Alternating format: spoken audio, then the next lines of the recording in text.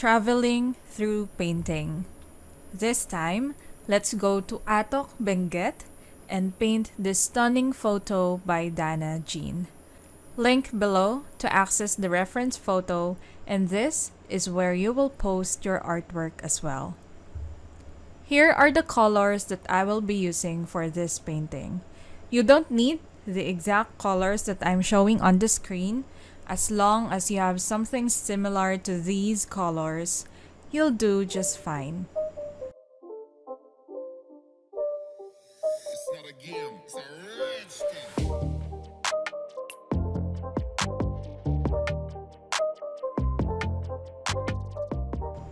I'm using my usual watercolor materials, Bauhong, Holbein, and different watercolor brushes. When you're all set, let's start. I have a simple sketch to outline the clouds and the mountain. If you will observe the reference photo, I made the clouds bigger because I want to give more attention to them because I think they're just so beautiful.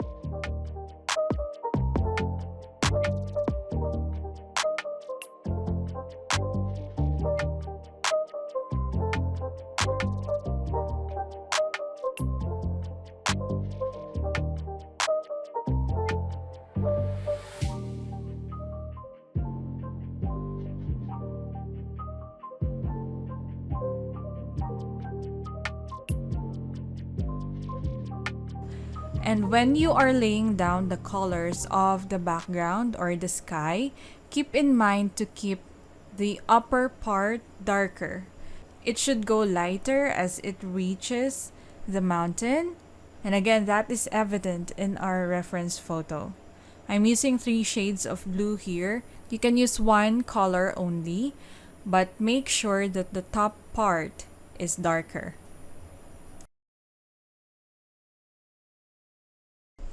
Hi, if this is the first time we're meeting, this is Bianca, an aspiring watercolor artist from the Philippines who loves to teach.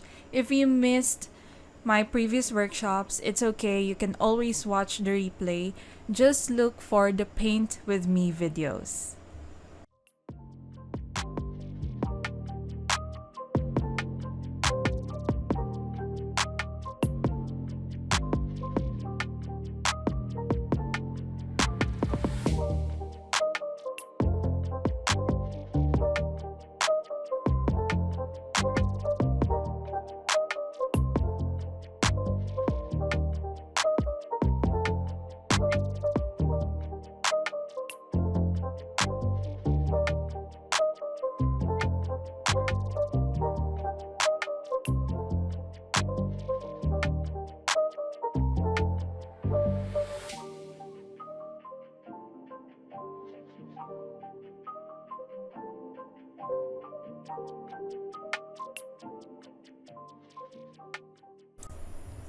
You can either let the sky dry first or you can do what I'm doing right now.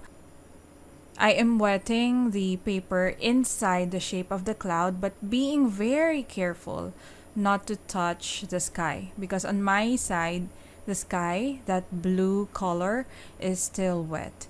I'm going to work on the colors of the cloud wet on wet.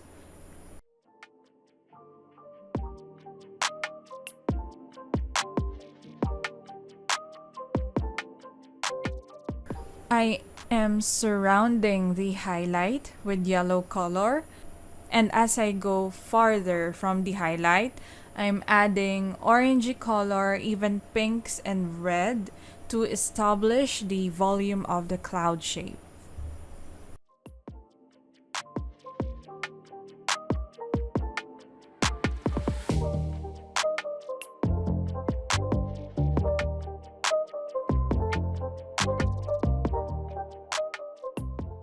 Now, working on the mountain, again you can either let the sky and cloud layer dry first or you can work on it while it's still wet, like what I'm doing here.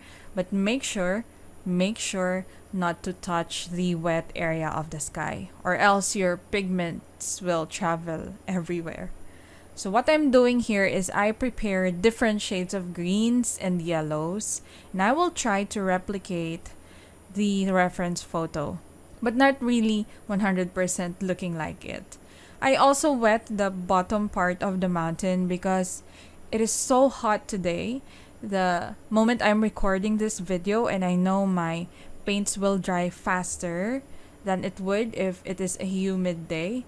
That's why I'm just wetting the bottom part of the mountain. You can also do the same if you're not confident that you can cover the mountain shape so fast that you would not produce blooms or cauliflower effect. But all good if you produce blooms accidentally. It's okay to make mistakes. I also encourage you to make mistakes because with them, you will learn and you will improve.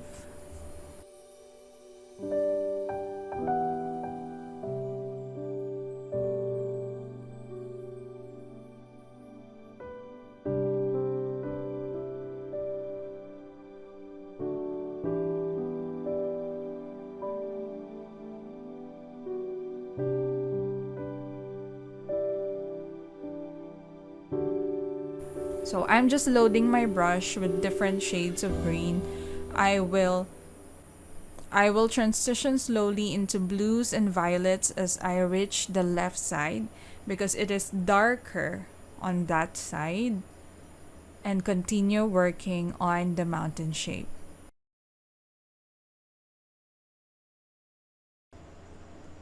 Saying hi to the Paint Along squad who are painting along with me as they are watching this video, to the Watch Now, Paint Later squad, and to those who are watching in replay.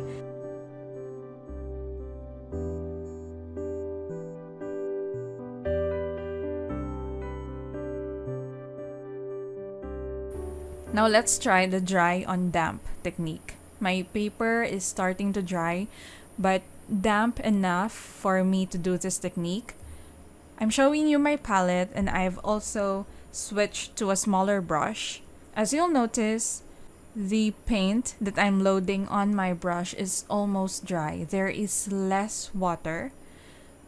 And as I drop it on the paper, it does not spread too far because the brush is almost dry and the paper is just damp. It is different from wet on wet, where the paper is wet and the brush is wet. This is dry on damp. I made the mistake of saying this is wet on damp in my previous video, but I think it is more fitting to say that this is a dry on damp technique. Others call it dry on wet technique, damp on damp technique. Whichever you call it, the technique is for you to load your brush with more pigment and less water and dab it or drop it on your damp paper so that it does not spread too much and the shapes that you are producing are more defined but kind of blurred because the paper is still damp. If you need to, you can practice this on a separate sheet of paper and practice until you feel confident and go back to your painting. The cloud has already dried, and now I will use my violets to add shadow on the right side of the cloud. One thing that makes this painting so interesting is that the shadow of the cloud is on the right side, so we can assume that the sun is at the left side of this scene, but there is a shadow on the left side of the mountain, so we can only assume that there is a bigger cloud at the top of the mountain that is casting the shadow on that. And later, as we add the tree, you'll also notice that the tree will cast its shadow at the right side, and that complements the shadows of the clouds. Again, I'm doing the shadows using the wet on wet technique.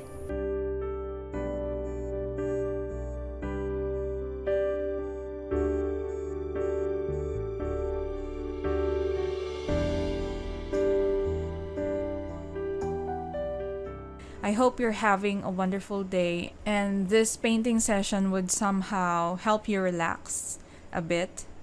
Just relax while painting this and treat this as a learning process, not as a process where you have to make a masterpiece. If you enjoy the process and focus on the brush strokes, on how the colors are blending on your paper, and how you are forming the shapes with your brush, instead of focusing on the output, on how many people will like your painting once you upload it on social media, then I'm sure that you will enjoy this painting session. Don't be too harsh on yourself.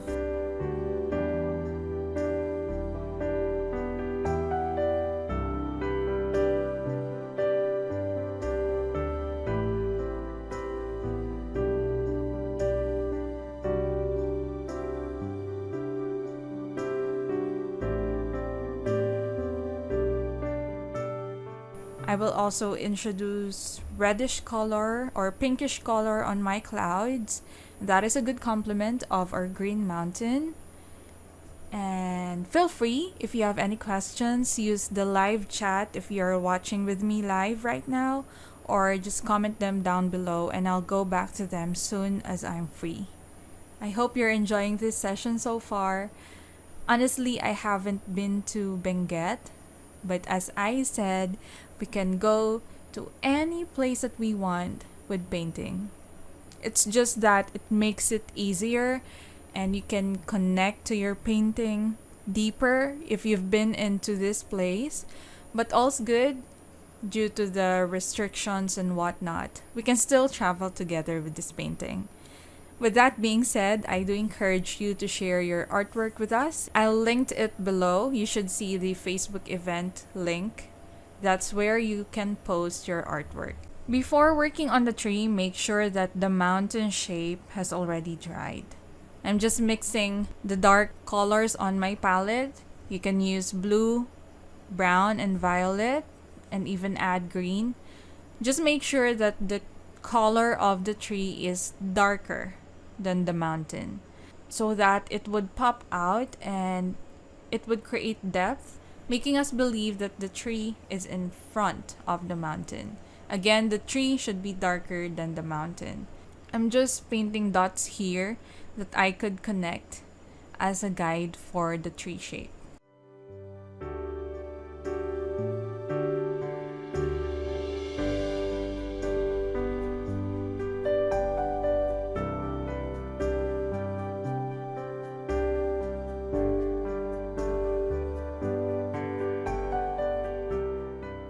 I am referring back to the reference photo and observing the overall shape of the foliage of the tree, but not really copying it 100%. And I am just dabbing the tip of my brush to build that foliage. Again, if you're interested, I have a Skillshare class where I teach 3 simple and easy ways to paint trees. Just use the link in the pinned comment below and you should be able to access the class for free. If you don't have a Skillshare account yet, just ignore the page where it asks for credit card or PayPal information.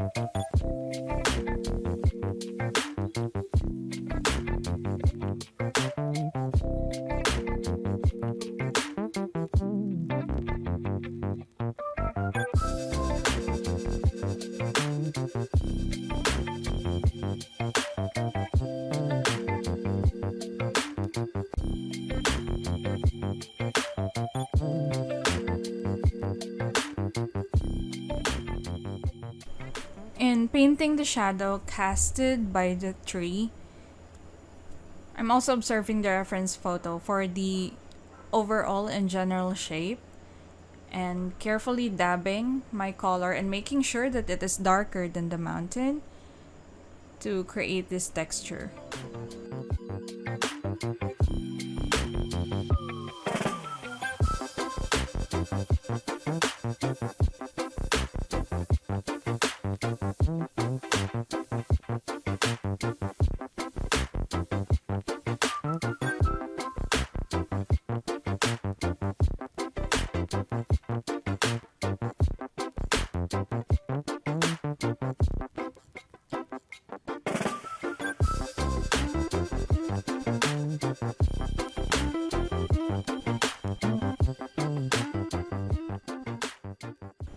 I'm trying to build up the bushes in the foreground or foliage, whatever they are, by doing negative painting.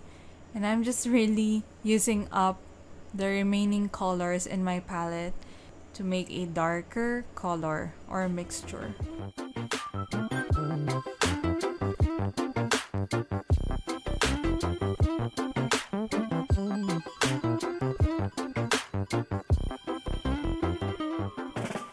Again, I'd like to encourage you, if at this point you're not liking your painting, it's okay.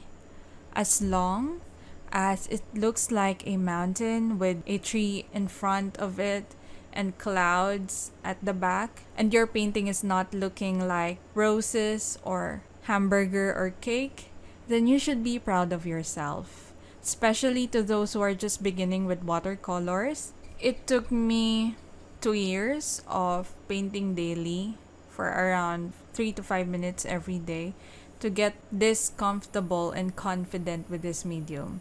So don't be too harsh on yourself. I do commend you for trying out a full composition like this. Just keep going.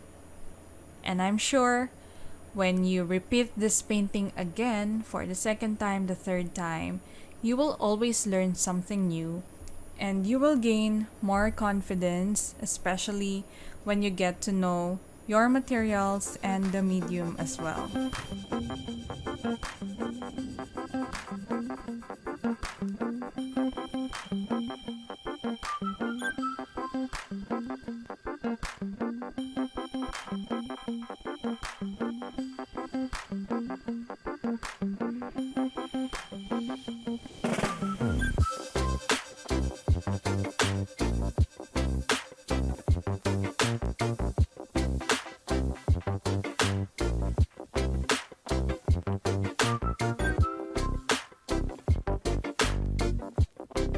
Going back on my clouds, and this time I'll add more blue to the shadow area.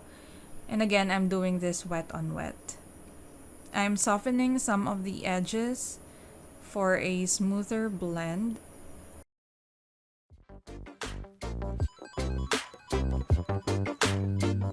Now, a word of caution.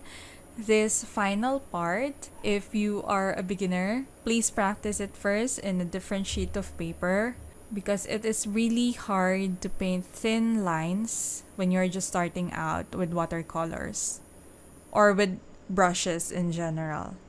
If you want, you can draw birds or an airplane or a kite using a ball pen if you are more confident with that, or if you want the extra challenge, then you can switch to a smaller brush and paint a silhouette of an airplane, just like what I'm doing here.